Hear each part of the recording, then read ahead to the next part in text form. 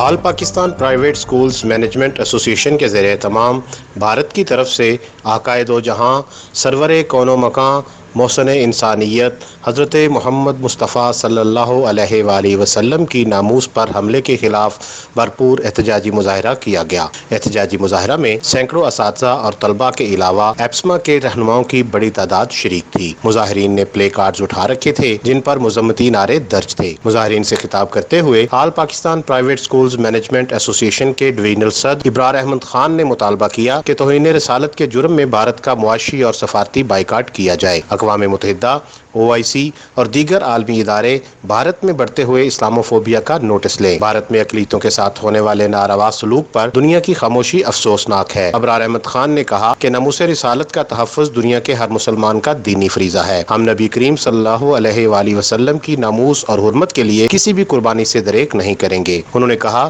کہ حضور صلی اللہ علیہ وآلہ وسلم کی محبت کے بغیر ہم زندگی کا تصور بھی نہیں کر سکتے۔ عالمی ادارے اور بالخصوص پاکستان انڈیا کے اسلاموفوبیا کا فوری نوٹس لیں اور انڈیا میں رہنے والے مسلمانوں کی جان اور مال کے تحفظ کو ممکن بنائیں۔ آج آل پاکستان پرائیویٹ اسکول مینجمنٹ ایسوسی ایشن کے زیر اہتمام جو انڈیا میں جو ناپاک جسارت کی گئی ہے نبی پاک صلی اللہ علیہ وسلم کی شان کے حوالے سے، اور آج ایپسما کے زیر اہتمام سینکڑوں اساتذہ کرام، طلباء، طالبات اور خواتین جو ہیں وہ اس احتجاجی مظاہرے میں شریک ہوئے ہیں۔ اللہ تعالیٰ ان کا آنا قبول فرمائے۔ اس سے پہلے ہم نے اداروں کے اندر اپنے پروگرام رکھے ہیں اور احتجاج کیا ہے، بچوں کو یہ ہم نے اویئرنیس دی ہیں، بچوں نے اپنے اداروں کی حد تک یہ سارے معاملات کیے ہیں، نبی کریم صلی اللہ علیہ وسلم کی محبت کا اظہار کیا ہے۔ تو آج ایپسما نے جو ہے وہ اس کا اہتمام کیا تھا، اور الحمدللہ مری روڈ پہ آج کمیٹی چوک تک ہمارا یہ مارچ ہوا ہے، اور پھر واپس ہم راولپنڈی پریس کلب میں آئے ہیں۔ یہ بڑا پرامن احتجاجی مارچ تھا، اور آج کا جو احتجاجی مارچ کا جو اعلامیہ تھا وہ یہی تھا کہ یہ OIC اور اقوام متحدہ اور جو عالمی ادارے ہیں اس چیز کا نوٹس لیں کہ اسلاموفوبیا کے خلاف جو اس طرح سے سازشیں ہو رہی ہیں اسلام کے خلاف، اور خاص طور پہ نبی پاک صلی اللہ علیہ وسلم کی ذات کو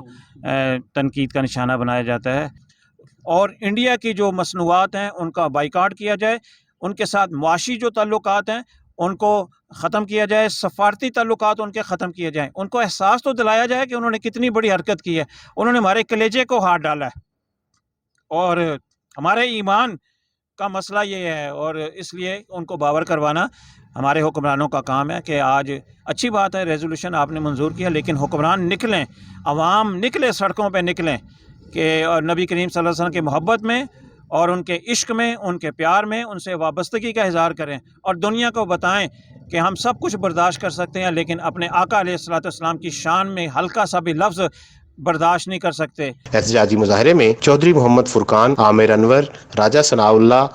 Kamran Saif, colonel retired Fawad Hanif, Syed Adil Shah, Raja Muhammad Waseem Saifi, Chaudhry Daud, Adnan Nisar, Kamran Zameer, Ubaid ur Rehman, Naeem Akbar, Malik Shahzad, Sher Ali, Malik Tahir, doctor Tahir Shahzad, Shahid Jamil, Shahid Yousuf, Muhammad Kamran, Raja Asif Mahmood, Atiq ur Rehman, Qari Rabbani, Amjad Nawaz, Shakeel Akhtar, doctor Ali Gohar, Muhammad Anwar, Amjad Hussain, Naveed Awan اور دیگر نے شرکت کی۔ احتجاجی مارچ کے شرکاء نے پریس کلب سے مری روڈ کمیٹی چوک تک مارچ کیا اور پھر واپس راولپنڈی پریس کلب آ کر پرامن طریقے سے منتشر ہو گئے۔ انعام قریشی، تکبیر نیوز، راولپنڈی۔